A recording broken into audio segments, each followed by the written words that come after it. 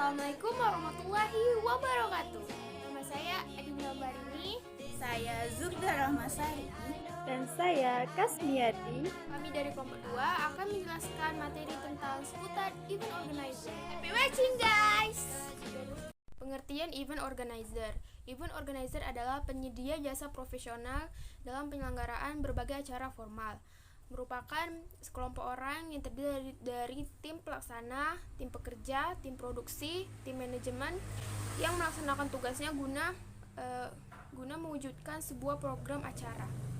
Macam event berdasarkan jenis penyelenggaraannya. 1. Ada olahraga, contohnya pertandingan profesional. 2. Ada seni, contohnya pementasan ataupun festival. 3. Ada topik bicara, contohnya seminar, diskusi, talk show, ataupun variety show.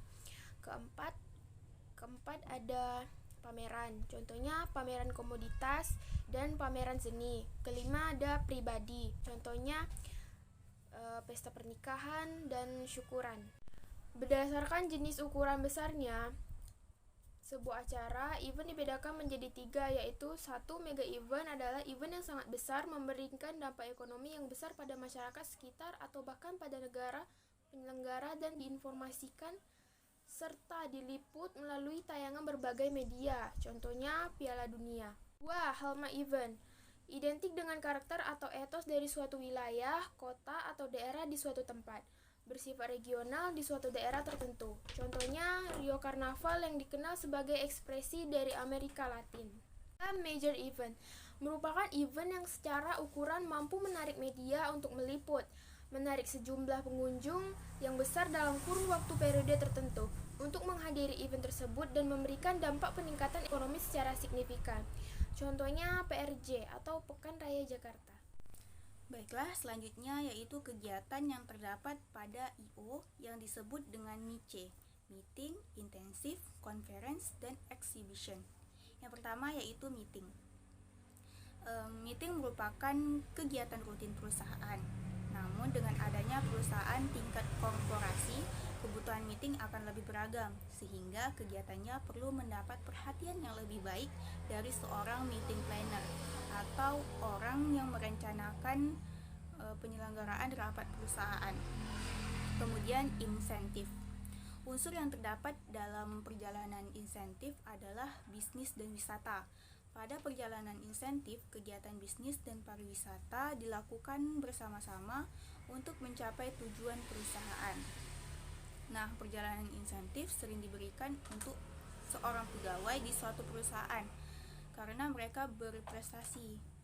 Perjalanan insentif tidak hanya dilakukan oleh perusahaan, tetapi juga banyak institusi pendidikan. Contohnya kunjungan industri, kuliah lapangan, atau wisata studi yang dikemas seperti perjalanan insentif. Kemudian konferensi adalah bisnis yang mempertemukan orang secara langsung dalam jumlah yang besar untuk berdiskusi mengenai suatu masalah, kasus, negosiasi, membangun hubungan dan jaringan bisnis, meningkatkan performa baik individu maupun perusahaan. Kemudian yang terakhir yaitu exhibition, menampilkan berbagai macam jenis produk perusahaan yang dihadiri banyak pengunjung untuk membeli produk mereka. Nah, event ini mempertemukan penyedia produk dan jasa dengan pembeli dalam satu tempat. Tujuannya adalah untuk memperkenalkan produk baru perusahaan kepada masyarakat luas. Contohnya pameran dagang. Kemudian selanjutnya peran I.O. Peran yang pertama yaitu membantu tujuan yang diharapkan oleh klien. Yang kedua yaitu memastikan efektivitas acara dari konsep, persiapan tempat, perizinan, perlengkapan pendukung, artis dan talent, dokumentasi, hingga jalannya acara. Dan jika diperlukan sampai publikasi acara di media massa.